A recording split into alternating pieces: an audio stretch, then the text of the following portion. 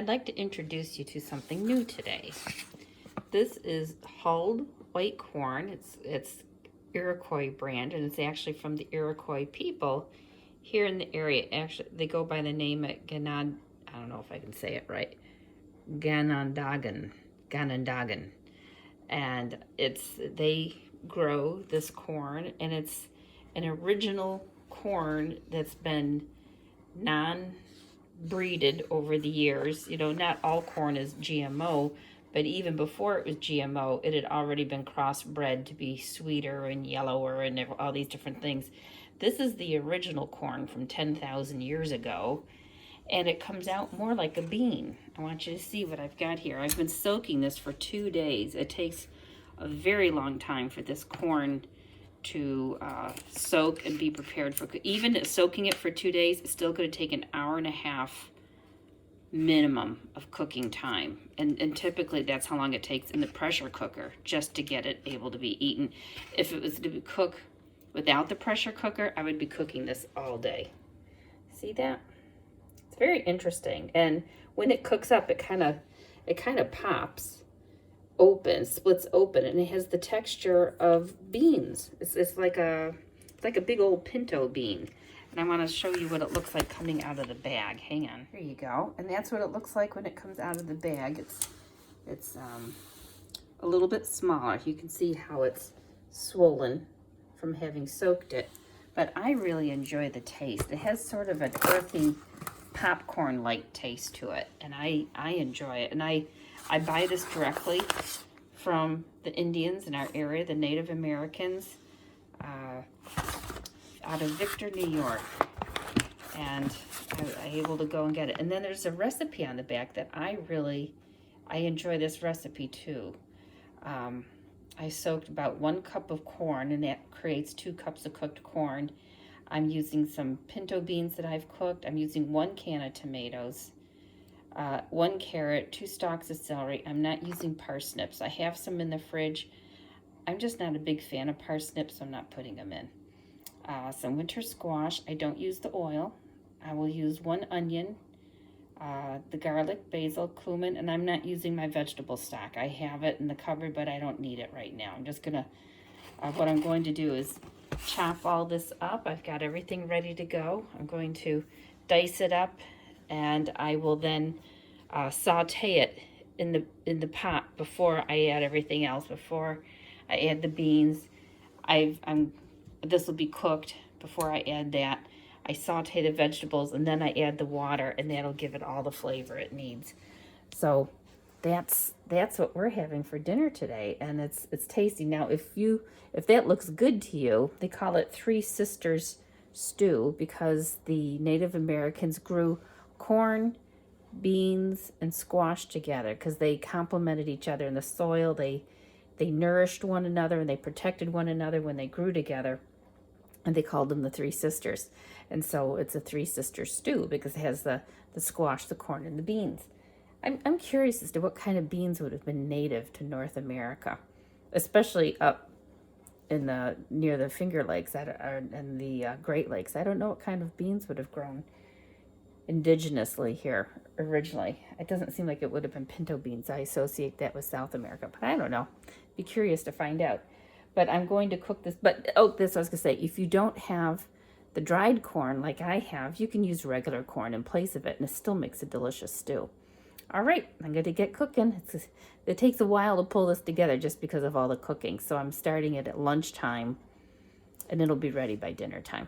All right, and I can show you a bowl of it when it's done. All right, I'm sauteing all the vegetables, and I'm using some of my butter blend that I've made, and I have the recipe for that online. It's essentially a combination of onion powder, turmeric, and a little thyme, or you could use poultry seasoning, depending what protocol you're following food-wise. And I find this adds, it doesn't taste like butter, but it brings out richness in food like butter does. Butter brings out a nice rich flavor, and this helps enhance the flavor naturally of what I put it on. So I really like it on vegetables. It gives them such a nice flavor, a nice savory richness. And I thought I'm going to saute that into my vegetables. It does make a difference if I saute it in versus just adding it to the liquid soup later on. So as I saute the squash, carrot, celery, and onion, I'll give it a little taste. If it needs a little more butter blend, I'll put a little bit more in there. And then I'll add the water and let it simmer till the squash is done. And then when that's done, I'm going to add the corn and the beans. I want you to see how I know it's time to add my water. You see how it's starting to brown and caramelize on the bottom of the pan? That's what I was looking for. And I'm doing this on a very low temperature, but now that it's caramelizing, that's going to give the extra rich flavor that I wanted, and that's why I don't need to use vegetable broth in addition to what I already have. I've just created that extra flavor that I wanted by letting it caramelize on the bottom of the pan. And I did it low and slow. You know, if you do it high, it's going to burn. You don't want that. And now I've added, about 1.5 inches to 2 inches of water.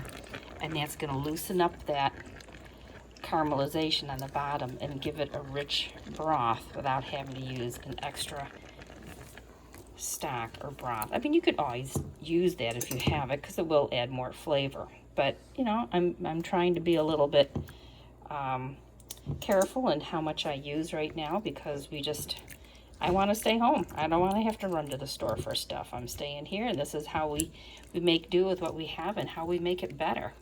So I'm giving you these little tips that you can use to make all your foods a little better by just sauteing until a little caramelization.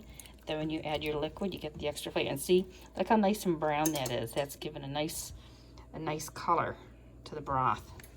And that was just from the pre-sauteing. All right, my timer just went off. I simmered it for 20 minutes. It's nice and tender. Doesn't that look good? I still have a ways to go on my, I still got it at least 25 minutes. I'll let it come down, natural pressure release. So this is 25 minutes until it's done cooking.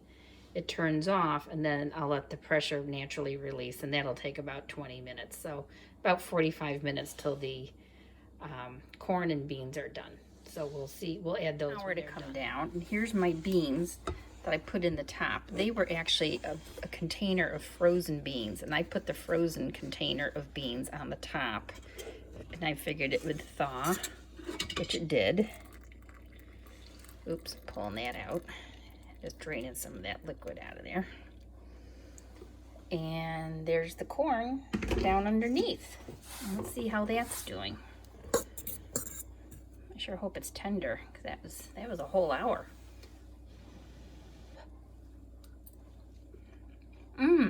It's good. It's good. It still has a little chew, but it's definitely tender enough. So I'm going to be able to add my pinto beans. I probably won't add all of those. I'll probably add about half of that and the corn to my pot. And I made a mistake. I found out a few minutes ago. I kicked myself. I forgot to turn it off. I showed it to you and it was done. And I turned off my timer, but I didn't turn off the burner. So it ended up cooking for like another hour. So I'm sure it's all good and soft. I was hoping for a little more texture. Oh well. So I want to report in. I showed you the bowl of soup there, and it was delicious. It actually turned out even better. I'm glad I overcooked it because it all came together so nicely, and it was really, really tasty. It was probably the best batch I've ever made, and I did not put the tomato in it. It tasted so good that I didn't put the tomatoes in. So I've put the recipe down below, and a link to where you can get the corn if you're interested in ever trying that corn. And it was very tasty.